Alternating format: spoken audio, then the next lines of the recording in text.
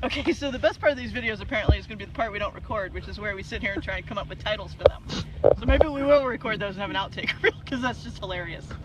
Alright, so let's go into the basics. Frequency and vibration.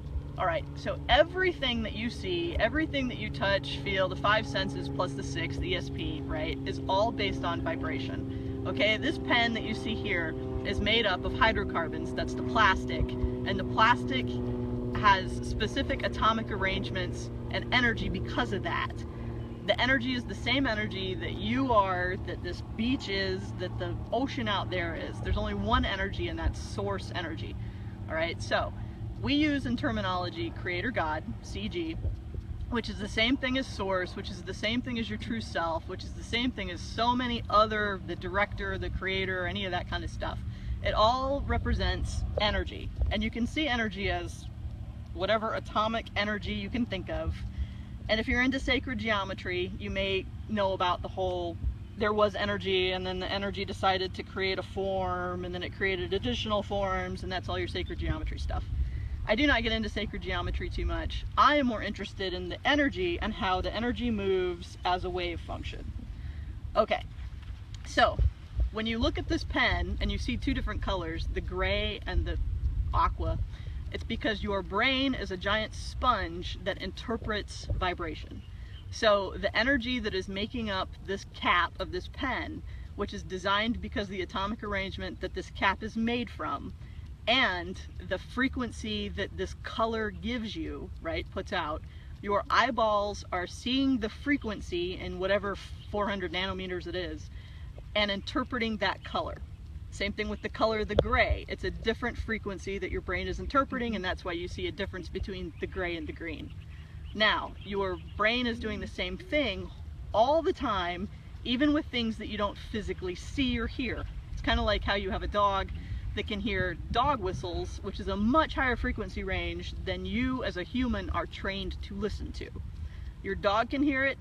Just because you don't experience it doesn't mean that that dog isn't hearing that frequency range, because you can certainly tell when a dog hears a dog whistle. His brain can interpret those frequency ranges in a way that yours cannot. Now, it's possible that yours can, you've just been trained into, I only have so much of a range to work with. So same thing with red-green color people. They may not see this pen as being aqua. They may only see it in gray and white or black and white, whatever. And that's because they're trained in a way that those frequencies do not correspond in their brain to the color aqua that it does for you. Okay, so that's frequency, that's vibration, and that's how energy and the sine wave function work.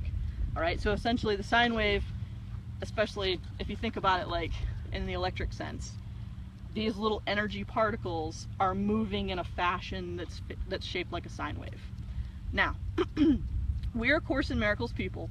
So our belief system is that the only real truth, and I hate using the word truth, and I'll talk about that in a minute, but the only thing that is real is this function, this wave, which is a perfect functional wave. And if you measure it, it would actually be a pi sine wave. This functional wave, if you felt this wave, would feel inside of you, would feel to your body like love. Okay, so this is essentially the love sine wave. That is how your 5 senses would interpret it, alright? So you would feel it as love, you would probably touch it and feel whatever feels good like love. However your senses would interpret that, that's what that is. Now, if you actually took that one sine wave, right, the perfect pi sine wave, and you increased frequencies on, oh, this is a terrible drawing. So let me try that again. You took the pi sine wave, and you increased frequency bands on it, which means you kind of upped it, right? So here we got it's up, here we got it's up a little bit more, here we got it's up a lot more in frequency bands. This would be the feeling of peace, this would be the feeling of love, and this would be the feeling of bliss. So you can actually, when you've trained yourself to feel the feeling of peace, and you can ask yourself, hey, I'd like to feel the feeling of peace, that is this sine wave on this frequency band, and I'm not using numbers or anything like that right now. Love would be kind of the mid-range one, and then bliss would be the upper range one. So it's kind of like the intensity ups itself each time you go up in a band on these perfect pi sine waves. So that is that. Your brain, again, is interpreting frequency and vibration all the time. You have a perfect sine wave, which is that of love, and that's what we consider what Creator God made, was only the love sine wave. And these other 3 frequency bands. Nothing else. Alright, so anything else that is not love is not of God. And this is Course in Miracles stuff. And it's not truly real. Because if God considered anything outside of this as real, it would truly make it real.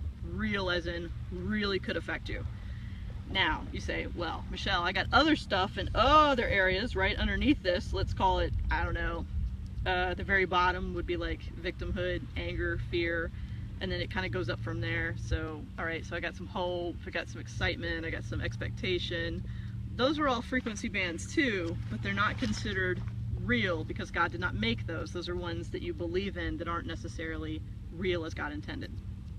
So, let's talk a little about frequency. And the best way I have to explain how that works to us is imagine a radio dial. Alright, so we're going to go from like 88 FM to 107 FM. And you can imagine old school radio dial. You're actually turning the dial up. And as you turn the dial up, you move the little mark up, up, up into the frequency ranges to get the station that you're looking for. Now, when you code into a station, say you want to go to this station here, you may have to kind of turn that radio dial a little bit to get it to focus in on that specific radio station. You'll have some static in between.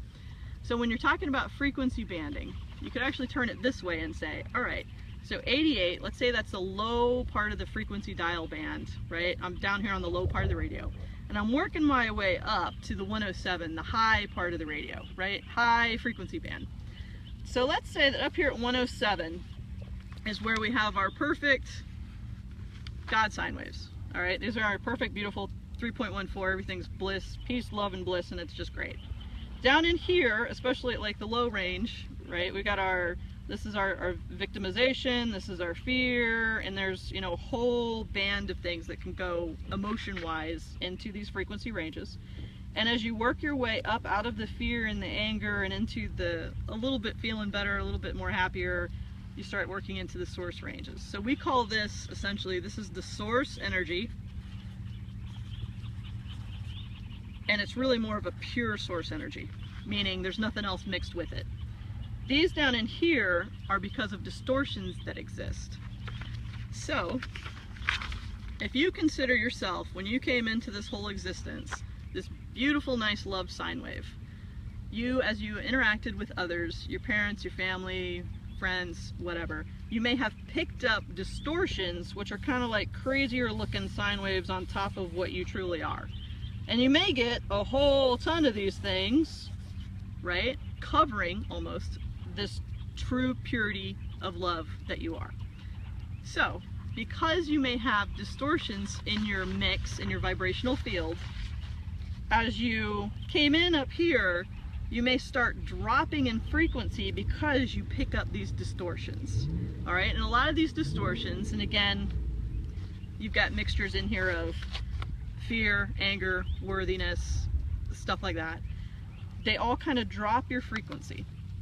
So, what we do, Eamon and I, is we work to find the distortions in our own fields. And a lot of people call this shadow work. A lot of people call this, I don't know, ego. These are ego aspects. We try and find the crazy looking ones and we ask for them to be released. So, how do you do that? I just realized this is going to be a longer video than what I intended. You know what, let's stop it here and then we'll go on to how to release distortion. All right, love. Love.